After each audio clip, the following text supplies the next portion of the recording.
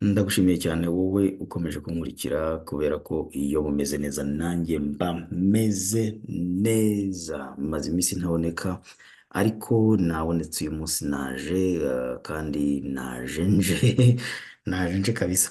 So uyu munsi ndashaka kugira ngo twongere tuvuge gato cyane kuri UIL, ndumva nshaka kongera nkazikoma kubera ko hari indi polisi imaze kunyuramo, hanyuma maze kuyinyuramo rero numva umwuka wera arambwira ati go ahead and talk about it. So without further ado, reka nze sharing my screen kugira ngo turebere hamwe mu by'ukuri ibyo nabashije kwegeranya. UIL, Universal Index Life Insurance. So okay, ubushize ndazivuzeho pe, nazivuzeho ku buryo buhagije, ariko uyu munsi reka nze mbanze ndebe nanone mu by'ukuri presentation yanjye, there we go, mu by'ukuri impamvu UIL ari very dangerous. Okay, so mbere nakubwira ngo hano nafashe iyo muri iyo nabonye mu kanya nyine ya nationwide, baravuga ngo index, so irazidefinisa, iguhereza information zose ukeneye, iguhereza two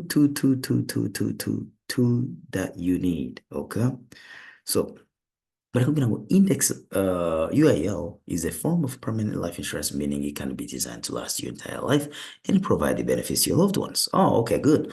So that sounds very exciting kubera yuko barakubwira ko iproteja iwaba witabye Imana, igahereza abantu basigaye amafaranga. I like that idea.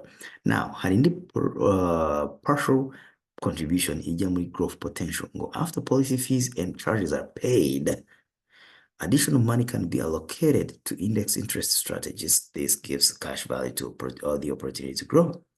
So nukuvuga ngo barabanza bakishyura assurance yabo, bakishyura policy fees, bakagucharginga ibintu, don't go, I don't know what the charges are, I don't know what the fees are. Of course ubwo barazidefinisa muri policy yazo, hanyuma bakabona kugira gute gufundinga cash value. So here's the tricky thing. Flexible premium. What does that mean? You uguze zino type of insurance, ukora premium ngo you can make premium contributions when you want and in the amount you want, as long as you satisfy a contract minimum. None se reka tuvuge igitebo cy'ibijumba kigura $100, harimo ibijumba 100, bariko bakambwira ati Ben, igitebo ni $100 minimum, ariko ushobora kwishyura ushaka. Muri UIL barakubwira ati okay, uzajya ukwezi monthly premium ni 500, ariko minimum uzajya wishyura ni 100. Ushobora kwishyura ayo ushaka. Guess what I'm paying? Iyo navuze ngo ushobora kwishyura ayo nshaka, amafaranga y'ukwezi ngomba kwishyura ni 500, ariko minimum ni 200 cyangwa 100. Of course, I'm sorry. Of course nsishyura 100. Ntabwo ushobora kwishyura 500 wambwiye ngo nishyura ayo nshaka kandi nyishyura igihe nshakiye. Okay? But here's the dangerous thing about that. You make a payments to your policy.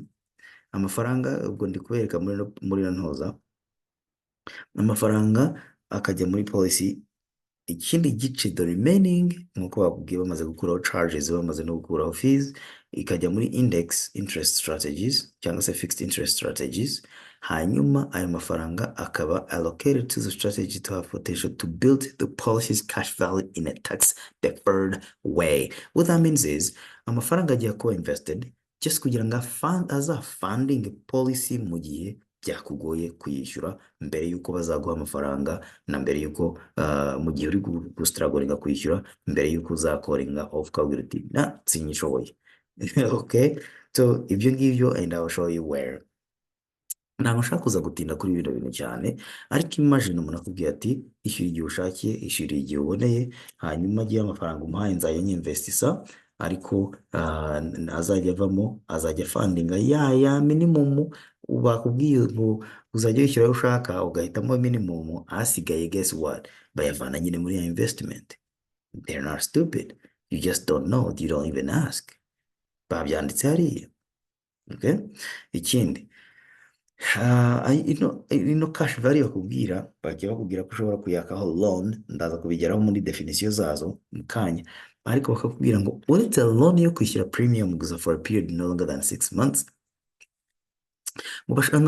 ngo bashobora kudelayinga a loan for the time you requested up to 6 months ngo kereka iyo waka loan yo kwishyura premium gusa, uretse kwaka loan yo kubishyura ati we inguriza nkwishyure bagahita bayaguha, ariko ubundi ntabwo barayidelaying. So ni hehe n'umuntu yaka loan kugira ngo itinde be nabo kageni kandi ayikeneye. Okay, so these are policy loans rero. Iyo bakoze ama loans bakuha rate ya nuza ya overcharged ya 8%. Hari ahantu nasomaga bakubwira ko return muri no policy specifically ari 0. Ni ukuvuga hari difference hagati ya rate umuntu yishyura APY na APR. Rate charged ni inyungu utanga kubera ko bakugurije, naho rero urwibutso donc urwunguko baguha iyo investije bayita APY, ariko hano ntayibaho, bambwira ko ari 0%. Nayo nayibereka ariko ntago nayikatinze kugira ngo nyishyire aha ngaha. Okay, ikindi barakubwira ngo you may pay the extra premium for a guaranteed death benefits. So nubwo bakubwiye ko ari non-lapse minimum payment, barahita banakubwira ati be careful kugira ngo ya madolari bakubwiye cya gitebo cy'ibijumba 100 nakubwiye by'amadolari ya premium bavuze wishyura compared to the death benefits bakubwiye 500, hari igihe bizagusaba ko wishyura menshi kugira ngo ya minimum wishyuraga buke bukeya ubashe kuyikavaringa. Icyo gihe rero baguciye amafaranga menshi. Let me ask you a question. Umuntu avuze ati mu kwezi kwa 12 kuri Noheli muzampa 1,200, ari ukubika 100 buri kwezi no kuyashaka 1,200 nyuma mbere ya Noheli, wakora iki? I think ibyiza no kubika 100 buri kwezi kuko bidatera stress bikanatanga amahoro. So iyo rero utanga minimum guarantee, non-lapse minimum guarantee, minimum premium ya madolari makeya, hari ahantu azagera kugira abashe gukomeza guqualifyinga for that death benefits, azageraho noneho bamwishyuze more premium, more extra premium.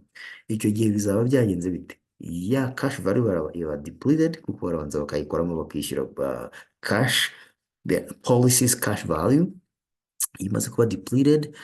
Twasimye ko utafashe loan, iyo utafashe loan fine, iyo ufashe loan ishira na vuba kubera ko now you have to pay 8%. Warangiza noneho bakayakoramo bakabanza bakishyura policy, yamara kuba lapse bakabwira sorry we cannot guarantee, we cannot cover you kubera yuko you don't have money, you pay the minimum, you don't qualify. So ikintu gitangaza baba babyanditse aha ngaha byose, you just need to be careful and read what you have. Okay, barakubwira ngo cash value life insurance is a type of insurance where premiums charged are higher than at the beginning than they would be for the same amount of term insurance. Which means what? If you're looking for cost effective, you're looking at term insurance. Now, the part of this premium that is not used for cost of insurance, is invested by the company. So company fata amafaranga yakainvesting. Hahandi investing yacu. And then cash value zibonetse bakayakoresha in a variety of ways. So, icyambere, you borrow against the policy cash value by taking policy loan. Icya kabiri, remember, hejuru kuri page y'imbere bamaze kutubwira ngo when you take a policy loan, guess how much they charge you? Up to 8%. Okay? Or you can use that, if you don't pay back the loan and interest on it, utishyuye loan na interi yayo, the amount you owe bazayakura kuri benefits when you die. What if you don't die? Reka twibukiranye ko nta bantu bagura insurance kugira ngo bapfe. We just all buy insurance just in case we die.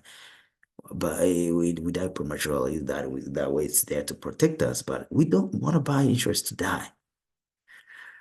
Okay, so benefits when we die, or from cash value if you stop paying premiums and take out the remaining cash value. So barabizi yuko some people hari igihe batishyura bagashaka gukuramo ayabo. Icyo gihe bakora iki rero? Bavanamo za cash barangiza bakabaha balance. Okay, ikindi no. Okay, but you can take this, you can use this cash value to keep insurance protection for a limited time, or by reduced amount without having to pay more premium. So barabizi ko noneho hari igihe uvuga uti noneho iyi premium ni muyikomeze ariko mugabanye death benefits. Okay, so noneho you can also increase the value of your income in retirement. none se ko mwakuyeho cost of insurance, ko mwakuyeho bakavuga ati you may pay more premium over time, umuntu azajya kugera muri retirement afite angahe ko yose n'ubundi azaba yavuyeho ajya gusupportinga the cost of insurance? That's a question I have for you. Ikindi, you might help the needs for such as child's tuition without canceling your policy. Let me give you an example. So hano baravuze ngo ushobora kuyakoresha ngo kugira ngo wishyurire umwana minerval. Niba ufite ino product twabimaranye more than 5 years, mbabarira uhamagare iyi company ufite cash value life insurance, wibwire uti umwana wanjye agiye kugera muri segonderi, ndashaka kugira ngo mu amafaranga agezemo, of course ntabwo izaba ari loan, ariko twamaze kubona ko hejuru uba ugomba gufata loan kugira ngo ubundi warangiza ukayishyura. I guarantee you bazayaguha aho yakugurije, ntabwo bazakwemerera ko uyakuramo. Nugenda ukayakuramo uzaza umuhamagara umbwira uti amafaranga nyakuyemo ngaya. Okay? So, however, to build this cash value, you must pay high premiums in the earlier years of policy. That's the sad part. Barakubwira bati ishyura ayo ushaka mu gihe ushakiye. Guess what? Jyewe, or maybe several of you, ntabwo bazajya kwishyura 500 baruzi babahaye 250. Umuntu ahita yishyura 250. None hasi baravuze ati kugira ngo bino bintu byose bibe ubashe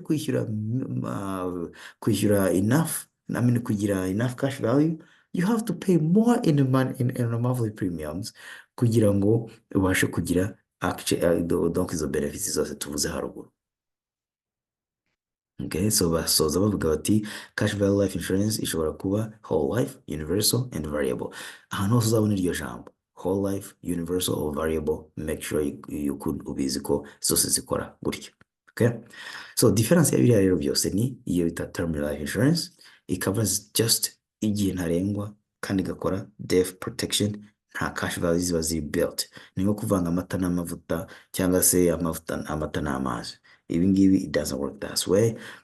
If you use a term, in the term iyo udapfuye great, ni byiza, ariko iyo upfuye irishyura, ariko byibura izo extra za bla bla bla za bli twavanye aha twashyize aha fata loan ngira gutya, ibyo ntibibaho. Amafaranga ahubwo asigaye turayafata tukayinvestinga hahandi za company za variable nazo ziyinvesting mutual fund. Then iyo urangije aho kugira ngo tukubwire ngo turaguha loan, no, amafaranga aba ari ayawe because the money is yours. When the money is yours, it's yours. So if you die, the money is yours. If you don't die, the money is yours. Okay?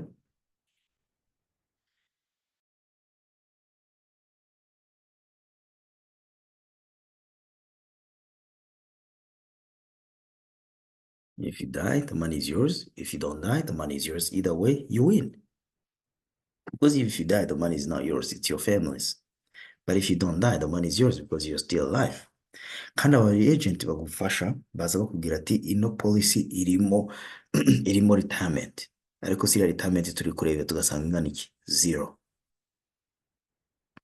Ni bande bantu se muri twebwe bagura assurance bashaka kugira ngo bapfe?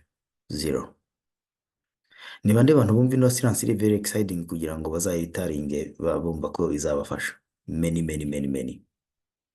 Ese uramutse umenye yuko potential zo kugira ngo izagusavingira retirement iri zero, wayishyiramo amadolari yawe 500 buri kwezi? Probably not. None se uramutse yuko nuyakenera bizagusaba amezi 6 kugira ubone loan, wabasha waba ukigiyemo? Probably not. None se uramutse umenye yuko over time ariya cash value babanza bakayakuramo bakayacamo uduconco bakaguza udusigaye, ibyo wayijyamo? Probably not. Uramutse umenye se yuko ino company donc ino assurance ntabwo ari company, ino assurance ukoze ahantu hose itishyura cash death benefits na cash value at the same times, waba ukiyegiyemo? No, kuko ibyo ni nk'urugero nko kujya muri iduka ugiye muri mall ugashopinga inkweto 2 bakaguha muri box, wagera muri ugafungura ugasanga muri urukweto rumwe urundi ntarwo watahanye. I would not be happy. I'm sure you would not be too. So we need you to invest. We need you to buy term and invest the difference. Buy term and invest the difference. There's so many ways you can make that happen. Contact me at 937 559 7800 9 3 5 5 9 again ni 9 3 5 5 9 800. Okay, cyangwa nyandikire kuri benjamin.kiko@gmail.com. So uyu munsi nagize amahirwe ariko maze n'iminsi hari n'undi twavuganye bushize mvugana n'umu agent uyigurisha nambye ati giye nagezeho ndaparika kuko abantu benshi nabuze isoko kuko abantu benshi barabikoze of course bagiye bakora amafaranga menshi ariko bamara kuzigura ntibabashe kuzishyura. And so how does that make you feel? Turabona ati naga nkurikiye amafaranga atariko nanjye ntago nabaga ati do you have one? Ati yes mfite ndayifite ariko ndashaka kuyihindura.